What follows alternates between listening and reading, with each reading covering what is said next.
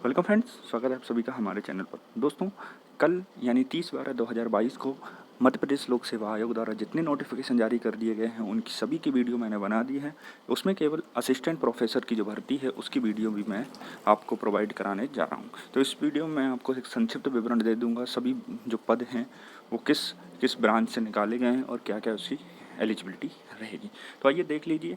जैसे कि मैं बता देता हूं आपको, जो असिस्टेंट प्रोफेसर हैं उसमें जीव रसायन के 1 पद, वनस्पति शास्त्र के 126, रसायन शास्त्र के 160, ऑर्गेनिक केमिस्ट्री के 1 पद और जो भौतिकी है, रसायन भौतिकी, उसका 1 पद निकाला गया है। वहीं वाणिज्य से संबंधित 124 पद हैं। नृत्य के बात की जाए तो नृत्य के 2 पद हैं। अर्थशास्त्र के 104, अंग्रेजी के 200, पर्यावरण विज्ञान का 1 पद, भूगोल का 23, भूगर्भ शास्त्र के 7 पद, हिंदी के 116, इतिहास के 77, गृह विज्ञान है जो होम साइंस है उसके 42 पद हैं। विधि यानी लॉ के 29, मराठी के 4, गणित के 124, सैन्य विज्ञान के लिए 5, मिलिट्री साइंस, संगीत के लिए 8, संगीत जो बात है उसके लिए 2, संगीत गायन के लिए 2 पद हैं, चित्रकला के लिए 6 है, भौतिक शास्त्र के लिए 115, राजनीति शास्त्र का 118, मनोविज्ञान के लिए 18, जो संस्कृत प्राच्य हैं उसके लिए 2, संस्कृत के 17, संस्कृत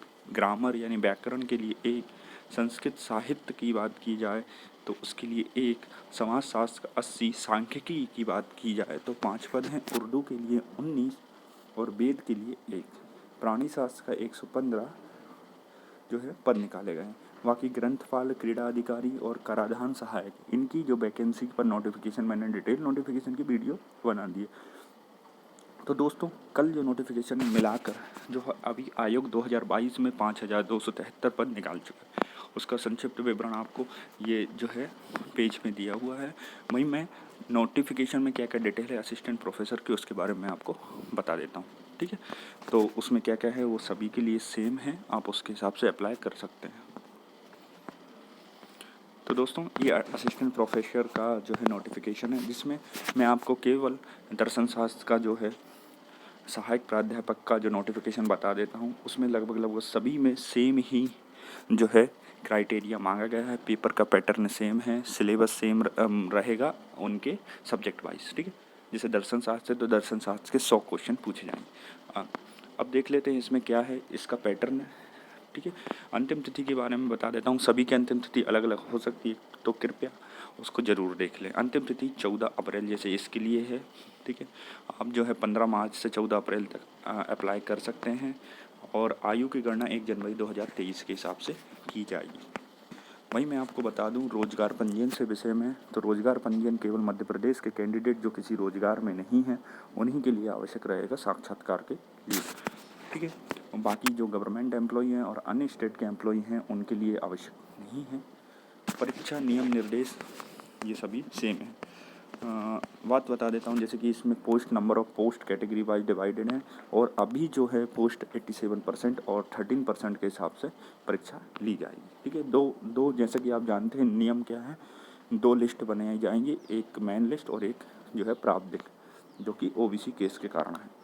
अब इसमें क्या क्या एलिजिबिलिटी उसके बारे में बता देता हूँ। जैसे कि विभाग का नाम मध्य प्रदेश शासन उच्च शिक्षा विभाग रहेगा, राजपत्र द्वितीय श्रेणी के अधिकारी रहेंगे, स्थायी पद है 57,700 का जो बेसिक पे है जो कि लेवल 10 का है, ठीक है। शैक्षणिक कार्य आपको करना है सहायक प्राध्यापक दर्शन शास्त्र। अनिवार्य शैक्षण की योग्यता, जैसे कि आप जिस सब्जेक्ट से हैं उस सब्जेक्ट्स की विधाओं में संबंधित जो है 55% अंक के साथ आपके पास डिग्री, यूजी, पीजी, और इसमें एक बात और है कि आपको नेट भी निकालना है। अगर जो कैंडिडेट नेट हैं वो इसके लिए अप्लाई कर सकते हैं। इसके अलावा मध्य प्रदेश के जो कैंडिडेट हैं उनके लिए एमपी टेट निकालने हैं तो वो भी इसके लिए अप्लाई कर सकते हैं। वहीं अदर स्टेट के जो कैंडिडेट हैं उनके यहाँ अलग जो सेट होता है, टेट होता है, तो वो यहाँ पर मान्य नहीं होगा, उनके लिए जो नेट है वो लगेगा या फिर उन्होंने एमपी टेट दिया, ठीक है। तो ये पूरी एलिजिबिलिटी है। पीएचडी कार्यक्रम, अगर पीएचडी आपका इस प्रकार से हुआ है जैसे कि कोई नियमित पद्धति है या इंटरव्यू बेसिस है या कम से कम आपके 2 जर्नल हैं जो प्रकाशित हुए हैं, ठीक है, तो इस प्रकार से आपकी एलिजिबिलिटी इसमें रहेगी, ठीक है। ये सभी सब्जेक्ट हैं जैसे लाइफ साइंस है, ठीक है, सभी के लिए, जैसे प्राणी शास्त्र के लिए लाइफ साइंस ये ज़रूरी है। वहीं इसकी आयु सीमा 21 से 40 वर्ष है। और क्या है पेपर का जो चयन प्रक्रिया, तो चयन प्रक्रिया के बारे में बता देता हूँ कि चयन प्रक्रिया किस प्रकार से रहेगी। तो परीक्षा ली जाएगी, आपकी परीक्षा का पैटर्न वो है, क्या होगा कि आपसे 150 प्रश्न पूछे जाएंगे। 3 नंबर का जो है एक प्रश्न रहेगा, माइनस मार्किंग 1/3 की रहेगी। इसमें पहला भाग जो रहेगा 50 क्वेश्चन का रहेगा, 150 अंक का होगा, वो मध्य प्रदेश राष्ट्रीय अंतर्राष्ट्रीय स्तर का सामान्य ज्ञान पूछा जाएगा।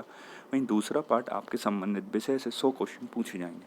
तो कुल मिला के 450 अंक का पेपर होगा, OMR बेस नेगेटिव मार्किंग, और 50 अंक का आपका इंटरव्यू दिया जा सकता है। ठीक है, और वहीं पर 3 गुना कैंडिडेट इंटरव्यू के लिए क्वालिफाई कर पाएंगे, या फिर जो भी समान अंक प्राप्त किए।